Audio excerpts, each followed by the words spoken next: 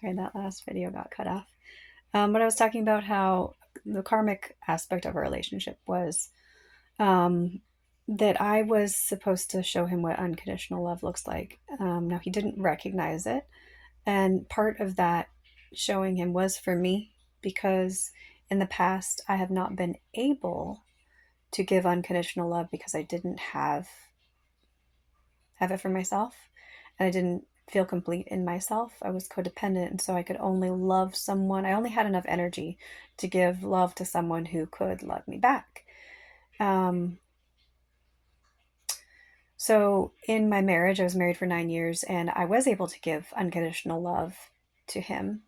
Um, but then I kind of lost sight of what that was like because I was sick from about um, 2000, end of 2012 till middle of 2024. So, but there were little periods of reprieve during that, like a year and a half here and a year and a half there, where I was not suffering, um, where I felt like I was in a decently healthy relationship. But it's almost like I lost sight of what it was like to be in that kind of relationship where I felt complete and I had enough love for myself and enough that I had left over to give someone else, even if they weren't meeting my needs. Um, that is actually something that comes natural to me. And so once I reminded myself, oh yeah, I can do this. This is who I am. So for the last 3 months, that's about what I've been doing. Um, what is not easy for me is to, it's funny because it's easy for me to have boundaries in relationships that are not romantic. In with my children, I was able to teach them with a very balanced parenting method, authoritative. As a nanny, I can be very authoritative. I can have boundaries, and I'm not, what's the word, sentimental, meaning when a child cries, I don't have this immediate like, I need to make that child stop crying, and I'm willing to do whatever it takes, even compromise my boundaries.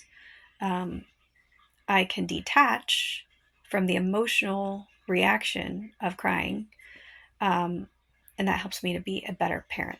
That helps me to be a more balanced parent. A lot of women have a hard time with that, and some men who are just too sentimental, not logical enough. They don't have enough awareness of the long term consequences. They don't have as much love and empathy for the future child. They only have love. They don't even have love for the current child, because when you give in to a child, you're actually causing more suffering immediately and in the long term. And so what it is when you act out of this immediate need to um, eliminate suffering from a person, especially a child who's crying for not a good reason, meaning they're crying to get you to do something. They're trying to manipulate you intentionally or unintentionally. They they want something, and that's why they're crying. When you immediately try to get them to stop crying, it's motivated by your own desire to stop your suffering, because you feel an emotional reaction that is very uncomfortable, and you want to eliminate that feeling inside yourself, so therefore you're willing to do something that is not in the best interest of the child. So it's ultimately a selfish act. um and also in dog training, that's something I'm able to be much more objective with, not considering the immediate tantrum of a dog, but considering how they might need to experience some negative consequences in order to learn. That is okay. So Don has kind of embodied his dad's emotional, what's the word? neglectful, abusive. His dad was not just emotionally cold and neglectful, but emotionally abusive. Um, and that voice is very strong inside of Don, that he won't verbalize it, but he feels it, and he's constantly trying to counter it. Like he's trying to prove to his dad, because of this negative voice that he's constantly hearing in his head, that he is worthy of, I guess, respect. And that's partly why he pushes himself so much. And then he's also kind of embodied his abusive older brother. His older brother was abusive when he was a kid, not as an adult, but he never he never really confronted him. And their relationship just changed so that his brother kind of treated him with more respect or as an equal, but he was always kind of a little bit evil. And Don never will speak ill of him because he's dead now. Um, so he's got these really deep wounds that he kind of carries inside, and he won't recognize them, and he tries to drown them out. And also he's had a lot of betrayal. His ex-wife kind of turned on him, turned his daughter against him. He hasn't talked to his daughter in years, and all of this pain plus relationships that he's sabotaged because of. My camera does not want me to finish my stories. I've had to give it a break and, I don't know, let it charge and delete some videos and stuff. But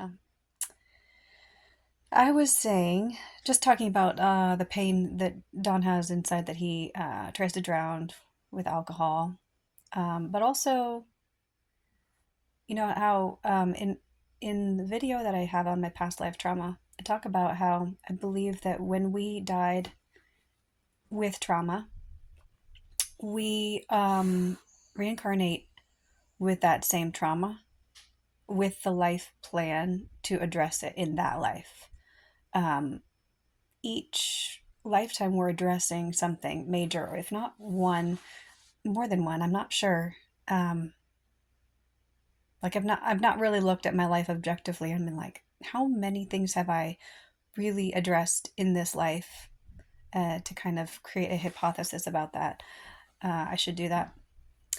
But this is definitely just his life path, is to address betrayal, from people who, man, this is bugging me, from people who should have had your back. Your dad, his mom should have protected him more. She really tried. She did it. He said, she did a good job trying to protect him, but honestly, she should have left her dad or her husband. And they didn't know that his older brother was abusing him, like, so he wasn't protected. And then his older brother should have been the one who protected him, and then his wife should have been the one who was protecting him. And but in his past life, he had a lot of questions and doubt about source himself, and this all comes down to his anger and resentment and just pain that he carries because of how he feels betrayed by source. So knowing all of that, I have felt this strong maternal instinct to protect him, from himself, and to do everything I can. And that, combining that with my desire to cure a psychopath, here his shadow self is a bit psychotic, I would say. Yeah, like definitely vindictive, very cold. His potential to be really hurtful and narcissistic and all of that is, without him being physically abusive. I've never thought that he could physically hurt me. So, or my kids. And he's also very honest, and I can trust him even at his worst. He's honest. And so, he's not like the most horrible person in the world in his shadow self. He just is really hurtful, and I'm very sensitive. And so it's pushed. I thought I was good at being unconditionally loving in the past relationships, but these are past relationships that haven't intentionally hurt me. My ex-husband was a sex addict. Well, I don't know if he still is, but he was, and that was hurtful. It was, very. I had a lot of betrayal, but it wasn't intentional, and because of that, I could really easily forgive him. And then in my next relationship, he wasn't intentionally hurtful to me. I've never been with someone who was intentionally trying to hurt me. Not, you know, I mean, it's his shadow self, so it's not really him. It's not his true self. And being able to separate my awareness of someone's true self and their shadow self has helped me to be able to love unconditionally.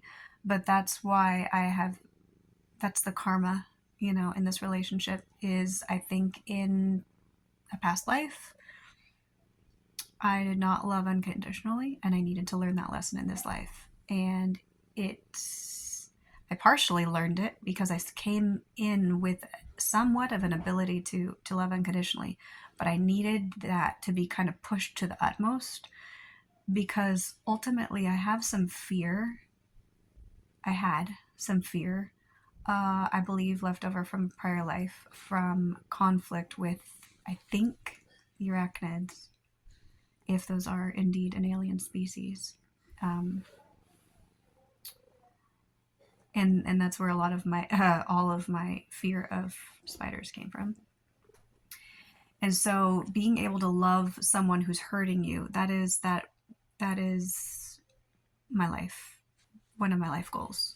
Um, and actually, recent part of the way I've done that is to try to imagine having love in a conflict where I'm being hurt, but knowing that I'm strong enough to handle that, knowing that I can actually astral project out of my body to detach from my body, and knowing that it's not going to be too much. That was a powerful realization. Um, and since I had that realization, I'm actually not afraid of spiders anymore. Like, how do I know that? I am able to imagine, in Fear Factor, where they, like, you got someone in a box and they just pour spiders on them. It would be uncomfortable, but I can imagine doing that now by choice. I'd be like, yep, I could do that. It would be hard. It would be scary, but it's not like I'd rather die than do that. Whereas that was before, like, my worst nightmare.